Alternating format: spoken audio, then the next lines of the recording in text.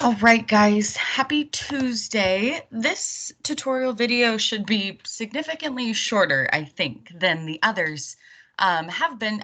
You guys will start to notice we're going to ease off of the gas pedal, so to speak, as we kind of end the year and get a little bit closer to summer starting. So I hope that you guys are going to feel a little less stress and enjoy some more fun, creative, interesting activities rather than feeling this like crushing pressure of assignments. So you do still have assignments this week. Some of them are due on Teams, and we'll talk about some that are just for fun if you choose. So let's start with Monday. We are almost done with Unit 7, actually, just a couple more lessons. So on Monday, you have a lesson video. One piece of feedback that I've gotten from previous students, they tell me, Mrs. Johnson, make sure that you really have kids emphasize coordinate grids and coordinate planes. So these lessons that deal with the coordinate grids and coordinate planes are going to be topics that you guys are going to cover a lot in middle school. So this is kind of your first exposure, your first experience, but please, please, please take the time to watch the videos and follow along on Khan Academy practice. In writing this week, you will learn about some types of poetry that are a little more fun, a little more silly, especially on Monday. You guys will learn about limericks, you'll read some different limericks, and then your assignment on Teams is to create your own limerick. And so I have given you guys an example, and I've had a ton of people actually turn in their limericks already, which is super cool. And you guys are doing a really great job with that. So let's go check that out really fast. You guys will see my example. All right. So create your own limerick. And then I'm going to open in Teams. You guys would download a copy, open in Word, and type your own limerick there. So the rhyme scheme for a limerick is, it's a 5-line poem where the first, second, and last lines, the very last word in each of those lines rhyme. And then, so that's where you see this AA. So the very last word would rhyme in the first line, the second line, and then you do the same rhyming scheme, rhyming pattern in the last line, and then your third line and your fourth line would rhyme. So let's take a look at my example. I went a little snarky because this is the world we're living in. So I gave my limerick a title. I said it's the COVID-19 limerick. And it goes, the virus called COVID-19 made students so bored they could scream. Students all tried to hide while the teachers, they tried to take learning online. How mean! So you'll notice that my first, second, and last lines all rhyme, and then my third and fourth lines are different. And that's why I highlighted those in a different color. And then it would be your turn to type your own limerick here.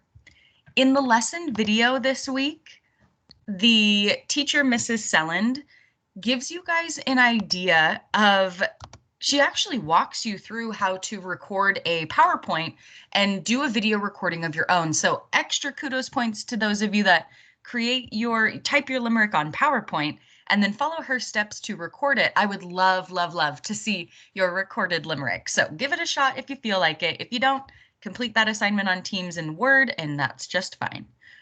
In social studies this week, you have, oh my goodness, you get to be taught by one of my very best teacher friends, Mrs. Fletcher. She and I taught together at Woodridge Elementary, and she's really one of the people that taught me all of my favorite things about social studies. And so I give her credit for kind of teaching me how to be a teacher. So enjoy her lesson video. And we are journeying from ancient Greece to ancient Rome. So she's going to teach you about their geography and the government styles, a little bit of culture. Make sure that you're paying attention to the cultural aspects and when she compares them to ancient Greece, because that is going to be a part of your assignment in social studies this week, which we will get to a little bit later. So that takes care of Monday. Your only assignment was the limerick. Takes a few minutes, super fun. You can write more than one too. I would love that. If you feel like typing me more than one, I've loved reading the ones that you guys have turned in so far. So great job there. On Tuesday, which is today, you are welcome to do MobyMax, Math Excel at your level. If you want to start tapering those off and not doing those, I guess, if you want more practice at your level, great. If you don't, that's okay. I'll give you a little bit of freedom there. So sort of an optional math component on Tuesday. In ELA writing on Tuesday, you will watch lesson 2 with Mrs. Selland, and this is a little more serious poetry, I guess I would say, where you're going to get into some free verse and some really figurative, kind of wonky poems that don't rhyme, but they are still considered poetry. And then you guys will have some text dependent questions to answer on Teams. So you'll watch the lesson video and Mrs. Selland will walk you through all those poems, and then you'll go to an Adobe form, I guess I would call it, on Teams, and that is where you will type in your answers. So let's go check that out, because this is a different format than what you guys might have seen before. So that was writing, lesson 2, text dependent questions. We'll go to your student view, and I did link all of the poems. You have oranges, fireflies, and then the Jabberwocky. And so those poems are linked here for you to just refer back to, but this is the assignment that you'll actually be clicking into and typing your responses. So if you're going to want to download this, and it will give you text boxes that you can click into and type your responses. So you'll notice that a lot of the questions say with details from the text, find examples from the text, explain your choice. So follow along with the lesson with Mrs. Selland, and then make sure that you're going back to those poems and including evidence from the text as your answers. She does give you a little extra challenge down here, which refers to the recording yourself on PowerPoint if you want to. Please don't send them to her, send them to me and I will shoot them off to her. That will just keep her email inbox from being flooded. So if you want a little extra challenge to record yourself, great. But this is your ELA writing, or I guess kind of reading questions on those poems that you'll read for lesson 2. And then in social studies, you don't have an assignment. You'll just learn a little bit more about Rome. Down at the Mac Museum in Brown's Edition, Brandon and I actually checked out this exhibit before quarantine. We went to the Pompeii exhibit, and it was fascinating. They go into all kinds of crazy technology that the Romans developed. And then you'll watch a video on the Roman Empire. So short little video, check out, I think it's like maybe 5 to 10 minutes on the Mac Museum. And that will just support what you learned from Mrs. Fletcher on the Roman Republic, their government, their geography. And this is about a volcanic eruption. It's very interesting, but also about their city's culture. So enjoy those. On Wednesday, another math lesson and Khan Academy practice. And then I decided, man, I'm feeling this urge to be creative, and I checked out some of the other tiles on the Connect 5 board, and I checked out the art tile, and they included a hand design PowerPoint this week. And so I attached that for you. I also highlighted this. This is not an assignment that you have to do. You're not going to turn this in on Teams, but I just thought, man, if you're feeling like me and you want a little creative outlet, this was a very simple, very easy art project that I think could be really fun. So I'm going to do mine today and bring that to our class meeting on Thursday, because I would love to see your hand designs. You need a piece of blank paper. You could even do this on lined paper. It doesn't have to be super fancy. A pencil and some fun colors, colored pencils should be just fine. So enjoy the art activity. And then in science, I got super inspired by the science activities they linked this week. As you guys know, Brandon and I are doing a lot of home remodeling right now. And so we've been going to the dump about every week. And every time we drive in there, I look at this huge building full of stuff that people are throwing away. And it just made me ask, man, where does all of this garbage go? And so that's what this video is about. It's about the Spokane Regional Solid Waste System and just kind of tells you guys a little bit more about where your garbage goes, about ideas for recycling, and it's just good for consuming products so that you guys know where your garbage goes, the things that you throw away. So, and then, oh my gosh, I'm so excited. I'm going to do this with students next year, but I encourage you to give this a whirl. Take a look at this video about recycling plastic bags that you would get at the grocery store.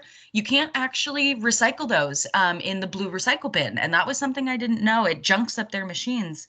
So this video gives you guys an idea of how to turn those plastic grocery bags into yarn and weave them or crochet them together to make beds for people who might be homeless. And so I thought this was just a phenomenal idea. I have a big old cupboard full of those plastic grocery bags. So I am going to start cutting mine up and weaving them together. This seems like a really fun project. So check this out. You don't have to do this, but definitely watch the video, see if you're inspired like I was. On Thursday, we have our class meeting. It is your favorite snack / mug club. I want you to bring a fun coffee mug with you. If you have any fun ones, I would just love to check that out. I love a good coffee mug. And bring your hand design with you as well if you chose to do that. So we'll have our second to last virtual class meeting, and I have lots of things to update you guys on. So please come to that at 10 o'clock on Thursday. And use Thursday to catch up on any assignments from the week so far. If you haven't finished assignments from weeks prior, you can catch up there. And then Friday, same thing, sort of optional math. And then this is the one assignment that I really want to highlight for you guys. It's the one that I think could be the most confusing. So it says, revisit the Greek culture PowerPoint on Teams. And then you're going to complete a social studies Venn diagram. As sixth graders, they often want us comparing. The reason why we study these ancient cultures is so that you guys are comparing ancient cultures to modern day events, cultures, governments, and just sort of drawing comparisons and seeing what's the same and what's different. So that is going to be your social studies assignment for this week. And so I want to show you, I'm pretty sure I attached the culture PowerPoint to the assignment. So let's check this out. The Greek culture PowerPoint is the one that I did a video recording of last week, and I got messages from a lot of you saying, Mrs. Johnson, it didn't work for me. So feel free to open the PowerPoint, and then you're going to click slideshow from beginning, and I'll show you this. Oh, hey, you don't even have to. It just jumps right in. So you guys are welcome, and I'm just using my keys, my arrows on my keyboard, and you would click through the information from sections 3 and section 4 of chapter 11 with ancient Greece, because you're going to need this information to compare to the cultures. I'm going to close this. It says, after watching the videos on the Roman Republic, compare and contrast the cultures of ancient Greece and ancient Greek, ancient Rome, and ancient modern America, or ancient modern, that's not a thing. Ancient Greece, ancient Rome, and modern America using a three-way Venn diagram. So if you couldn't watch last week's culture video, click through the PowerPoint, and then you should be ready to complete this Venn diagram. Some of the answers will be found in your books or in the PowerPoints and the videos. I want to, sorry, I'm working through this for the first time. If I were you, I would go to Edit in PowerPoint.